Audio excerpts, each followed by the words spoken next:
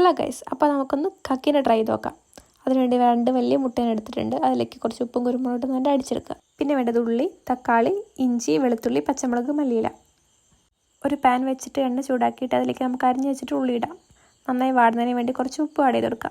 അതിനുശേഷം ഇഞ്ചി, വെളുത്തുള്ളി, പച്ചമുളക് ഇത് രണ്ടും ഇട്ടിട്ട് നന്നായിട്ടൊന്ന് മിക്സ് ചെയ്ത് കൊടുക്കുക. കുറച്ചൊന്ന് വഴറ്റി വന്നതിന് ശേഷം അതിലേക്ക് കുറച്ച് തക്കാളി ഇട്ട് കൊടുക്കുക. തക്കാളി ഒന്ന് വാടി വരുമ്പോൾ അതിലേക്ക് മഞ്ഞൾപ്പൊടി, മുളക് പൊടി, കുരുമുളക് പൊടി, കുറച്ച് ഗരം മസാലയും കൂടി ഇട്ട് നന്നായിട്ടൊന്ന് ഇളക്കി കൊടുക്കുക.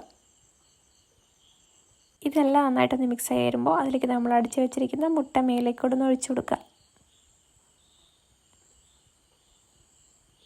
എന്നിട്ട് അതിൻ്റെ മസാല ഒന്ന് എല്ലായിടത്തേക്കും ചെറുതായിട്ടൊന്ന് സ്പ്രെഡ് ചെയ്ത് കൊടുക്കുക. പിന്നെ മേലെ കുറച്ച് മല്ലിയിലയും കൂടി വിതറി കൊടുത്തിട്ട് ഒന്ന് അടച്ച് വെച്ചിട്ട് വേവിക്കുക. ഒരു 10 മിനിറ്റെങ്കിലും വേവിക്കുക. അപ്പോൾ അത്രയേ ഉള്ളൂ, നമ്മുടെ സാധനം ഇവിടെ സെറ്റായിട്ടുണ്ട്. സിമ്പിളല്ലേ? അപ്പോൾ എല്ലാവരും ഒന്ന് ട്രൈ ചെയ്ത് നോക്കുക.